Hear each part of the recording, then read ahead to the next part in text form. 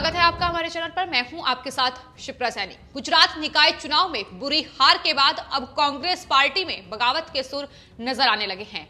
गुजरात प्रदेश Congress committee के कार्यकारी अध्यक्ष हार्दिक पटेल ने कांग्रेस पार्टी पर बड़े आरोप लगाए हैं। उन्होंने साफ तौर पर कहा है कि दरअसल उनका सही तरीके से इस्तेमाल इन चुनावों के लिए नहीं किया गया है। कांग्रेस पार्टी पर इस हार का ठीकरा हार्दिक पटेल ने फोड़ दिया है। दरअसल इस निकाय चुनाव में परिणाम आए तो उसके बाद लगातार हार्दिक पटेल पर सवाल खड़े किए जा रहे थे कि वो पाटीदार बहुल इलाकों में भी पार्टी को जीत नहीं दिला पाए, जिसको लेकर लगातार हार्दिक पटेल पर सवाल उठाए जा रहे थे। लेकिन अब इन निकाय चुनाव के नतीजों को लेकर हार्दिक पटेल ने अपनी चुप्पी तोड़ी है और साफ तौर पर जो राज्य के 6 महानगर पालिका में ये चुनाव हुए हैं उसकी हार का ठीकरा उन्होंने खुद पार्टी पर ही फोड़ दिया है। उन्होंने कहा है कि दरअसल हार की जिम्मेदार पार्टी ही है, क्योंकि कांग्रेस पार्टी की ओर से एक भी रैली इन निकाय चुनाव के मद्देनजर नहीं निकाली गई। खुद हार्दिक पटेल ने 25 रैलियां अपने बलबूते पर की हैं, तो तमाम बड़े आरोप अब कांग्रेस पार्टी पर लगाए हैं। आपको बता दें 2019 में कांग्रेस पार्टी ने गुजरात प्रदेश कांग्रेस कमेटी का कार्यकारी अध्यक्ष हार्दिक पटेल को बनाया था, जिसके बाद लगातार कांग्रेस पार्टी की कोशिश ये थी कि कम से कम जो पाटीदार गढ़ है उसमें वो अपना वर्चस्व बढ़ा पाए। लेकिन 2015 के जो नतीजे आए उसके बाद अब 2021 के जो निकाय चुनाव के नतीजे आए हैं उसमें काफी अंतर है। पार्टी की बुरी हार हुई है, जिसको लेकर कांग्रेस पार्टी को आकलन करने की बेहद जरूरत है। यही बात अब हार्दिक पटेल भी कह रहे हैं। हार्दिक पटेल ने दरअसल एक इंटरव्यू दिया जिसमें उन्हें तमाम बड़े आरोप कांग्रेस पार्टी पर लगाए। उन्होंने कहा कि उनकी पार्टी उनका ठीक से इस्तेमाल नहीं कर पा रही है। पटेल ने साथ ही यह भी कहा कि पार्टी के कुछ चेहरे उन्हें नीचा गिराने की कोशिश में जुटे हुए हैं। हार्दिक पटेल ने यह भी कहा कि अगर अहमद पटेल होते तो बीजेपी को इतनी सीटें हासिल नहीं होती। दरअसल निकाय चुनाव में लगातार कांग्रेस पार्टी से लेकर आम आदमी पार्टी पुरजोर कोशिश में जुटी हुई थी कि 25 सालों से जहां बीजेपी का राज है वहां अब बीजेपी को उखाड़ फेंका जाए, लेकिन उसमें वो कामयाब नहीं हो पाई और सबसे बुरी हार कांग्रेस पार्टी की हुई है, क्योंकि पहले से भी कम सीटें इस बार कांग्रेस पार्टी को हासिल हुई हैं। पाटीदार गढ़ जिसमें कांग्रेस पार्टी ये सोच रही थी कि दरअसल हार्दिक पटेल की बदौलत वो वहां कम से कम सीटें ले पाएंगी, लेकिन वहां भी पार्टी को निराशा ही हाथ लगी, जिसके बाद हार्दिक पटेल पर ही सवाल उठने लगे कि दरअसल हार्दिक पटेल ही उस पूरे निकाय चुनाव के जो मद्देनजर रैलियां कर रहे थे उनकी जिम्मेदारी बनती थी। तो ऐसे में उन्होंने कोई ऐसा काम नहीं किया कि पार्टी को वो जीत दिला पाए, जिसको लेकर लगातार सवाल उठ रहे थे। लेकिन अब तमाम सवालों का जवाब देते हुए हार्दिक पटेल ने खुद कांग्रेस पार्टी पर ही तमाम सवाल खड़े कर दिए हैं। तो इस हार का ठीकरा हार्दिक पटेल ने कांग्रेस पार्टी पर फोड़ दिया है। इसके अलावा तमाम कांग्रेस पार्टी के जो नेता हैं गुजरात में उन पर भी बड़ा आरोप लगाया है कि दरअसल उन्हें नीचा दिखाने की पुरजोर कोशिश उनके द्वारा की जा रही है। इसके अलावा उन्होंने अपनी कड़ी नाराजगी जाहिर करते हुए यह भी कहा है कि चुनाव प्रचार अभियान और जनसभाएं जो हुई हैं उनके कार्यक्रम दरअसल तय किए जाते तो सूरत में ये हाल पार्टी का नहीं होता। वहां पार्टी को एक भी सीट हासिल नहीं हुई है। इस पर भी हार्दिक पटेल ने जवाब दिया है, क्योंकि सूरत में 27 सीटें आम आदमी पार्टी ने हासिल कर ली, लेकिन कांग्रेस पार्टी वहां अपना खाता भी नहीं खोल पाई, जो अपने आप में बेहद निराशाजनक कांग्रेस पार्टी का प्रदर्शन इन निकाय चुनाव में रहा है। 6 की 6 जो सीटें थी वो बीजेपी के खाते में चले गई। बीजेपी एक बार फिर से लगातार वहां बड़ी पार्टी बनकर उभरी इन निकाय चुनाव में, लेकिन कांग्रेस पार्टी की जो हार है वो न सिर्फ गुजरात में बल्कि देश के तमाम दूसरे राज्यों में भी देखने को मिल रही है।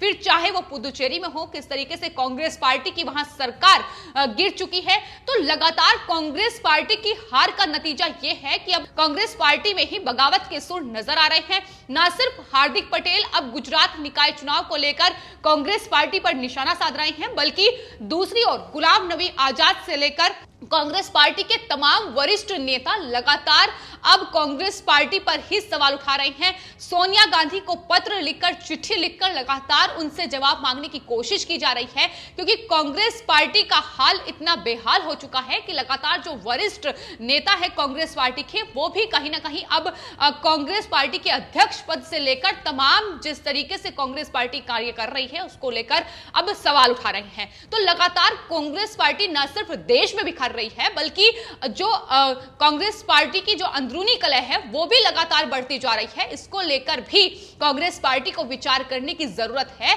और अब हार्दिक पटेल ने जिस तरीके से आरोप लगाए हैं, 2015 में जो पाटीदार आंदोलन बीजेपी के खिलाफ जो बिगुल फूंकने का काम हार्दिक पटेल ने किया था, और कांग्रेस पार्टी ने 2019 में यही सोचकर उन्हें कांग्रेस प्रदेश कमेटी का कार्यकारी अध्यक्ष नियुक्त किया था कि आने वाले वक्त में कांग्रेस पार्टी को इससे लाभ मिलेगा। लेकिन किस तरीके से अपने ही गढ़ में वो ध्वस्त होते नजर आए, इसकी बानगी इन निकाय चुनाव के नतीजों ने साफ कर दी है, जिसकी जिम्मेदारी हार्दिक पटेल खुद पर नहीं ले रहे हैं, बल्कि कांग्रेस पार्टी पर ही डाल रहे हैं कि कांग्रेस पार्टी आलाकमान ने ना तो वहां रैलियों का प्रबंध कराया और ना ही किसी भी तरीके से कोई रणनीति तैयार की गई।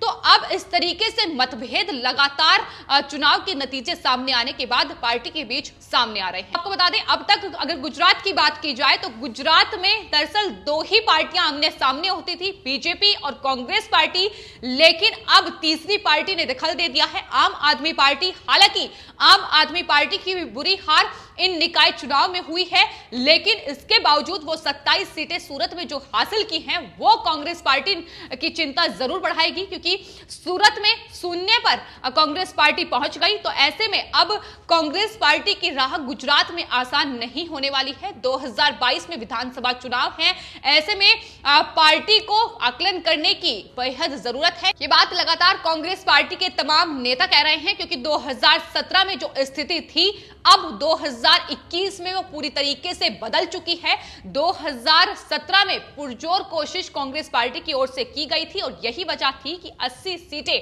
वहां कांग्रेस पार्टी ने विधानसभा चुनाव में जीती थी। लेकिन अब हालात ये हैं कि इन निकाय चुनाव में कांग्रेस पार्टी महज 55 सीटों पर ही सिमट कर रह गई है। कुल 6 महानगर पालिका की 576 सीटों पर वोटिंग हुई थी, जिसमें से 483 सीटें अकेले बीजेपी ने हासिल की हैं, 27 सीटें आम आदमी पार्टी ने जीती हैं। लेकिन सवाल यही बना हुआ है कि कांग्रेस पार्टी टक्कर लगातार बीजेपी की ओर से भी यही कहा जा रहा था कि इन निकाय चुनाव में बीजेपी और कांग्रेस पार्टी आमने सामने होगी, लेकिन कांग्रेस पार्टी की बुरी हार जो हुई है, दरअसल जिस तरीके से राहुल गांधी ने असम जाकर इन निकाय चुनाव से ठीक पहले गुजरात के व्यापारियों का अपमान किया था। उन्होंने साफ तौर पर यह कहा था कि असम के जो कारोबारी हैं, जो चाय कारोबार करते हैं, दरअसल उन्हें सही आय नहीं मिलती है, जबकि फायदा जो है वो गुजरात के व्यापारियों को पहुंच रहा है। तो इस तरीके से गुजरात के व्यापारियों को लेकर टिप्पणी की थी और नतीजा ये हुआ कि लगातार हार का मुंह कांग्रेस पार्टी को देखना पड़ रहा है। और तमाम बड़े नेता, तमाम राज्यों में जिस तरीके से हार हो रही है, फिर चाहे वो पुदुचेरी में जिस तरीके से कांग्रेस पार्टी की सरकार गिरी हो, या फिर मध्य प्रदेश, गोवा, ये तमाम वो राज्य हैं जहां पर हाल ही के दिनों में कांग्रेस पार्टी ने अपनी सत्ता गंवाई है। और अब गुजरात निकाय चुनाव के नतीजे साफ तौर पर बता रहे हैं कि कांग्रेस पार्टी लगातार खाई में गिरती जा रही है और पार्टी को संभलने का मौका कहीं भी नहीं मिल रहा है, क्योंकि लगातार प्रियंका गांधी वाड्रा से लेकर राहुल गांधी, तमाम लोग तमाम राज्यों में चुनाव प्रचार कर रहे हैं, लेकिन उसका फायदा कहीं भी नहीं दिख रहा है, क्योंकि किसान आंदोलन की आड़ में जिस तरीके से झूठ की राजनीति लगातार कांग्रेस पार्टी की ओर से हो रही है, यही वजह है कि जनता कांग्रेस पार्टी पर भरोसा नहीं कर रही है। और उसी की वजह से अब तमाम नेताओं के बागी सुर कांग्रेस पार्टी में नजर आ रहे हैं, फिर चाहे वो हार्दिक पटेल हो, गुलाम नबी आजाद जो कि पार्टी के वरिष्ठ नेता हैं, कपिल सिब्बल, मनीष तिवारी, तमाम ऐसे बड़े नेता हैं जो लगातार कांग्रेस पार्टी आलाकमान से नाराज चल रहे हैं। सोनिया गांधी को चिट्ठी लिखकर यह कहा जा रहा है कि दरअसल कांग्रेस पार्टी को एक मजबूत नेतृत्व की जरूरत है, लेकिन कांग्रेस पार्टी इस पर कब विचार करेगी ये देखना होगा। लेकिन फिलहाल कांग्रेस पार्टी की तमाम राज्यों में बुरी हार देखने को मिल रही है। निकाय चुनाव गुजरात में जो हुए हैं वो दरअसल इसलिए अहम है क्योंकि 2022 विधानसभा चुनाव की राह कहीं ना कहीं इन चुनाव नतीजों ने तय कर दी है। और इसमें जिस तरीके से बीजेपी ने एक बार फिर से, हालांकि गुजरात बीजेपी का गढ़ रहा है, जिस तरीके से प्रधानमंत्री नरेंद्र मोदी कई बार वहां के मुख्यमंत्री रह चुके हैं, इसके अलावा अभी भी बीजेपी की सरकार वहां है, तो लेकिन बावजूद इसके कांग्रेस पार्टी और आम आदमी पार्टी कोशिश में है कि गुजरात की जनता को साधने की कोशिश की जाए। लेकिन हार्दिक पटेल के रूप में भी जो दांव कांग्रेस पार्टी ने खेला वो भी कहीं ना कहीं फेल हो गया। 2000 पाटीदार आंदोलन जरूर एक मजबूत ये चेहरा माना जा रहा था कि बीजेपी को एक कड़ा मुकाबला दे पाएगा, लेकिन 2021 निकाय चुनाव के नतीजे साफ तौर पर बयां कर रहे हैं कि हार्दिक पटेल अब पूरी तरीके से विफल साबित हो चुके हैं और आने वाले वक्त में कांग्रेस पार्टी की मुश्किलें खास तौर पर गुजरात में पूरी तरीके से बढ़ती नजर आ रही हैं। फिलहाल आपकी इस पूरे मामले पर क्या राय है, हमें कमेंट बॉक्स में जरूर लिखें और चैनल को सब्सक्राइब करें। धन्यवाद।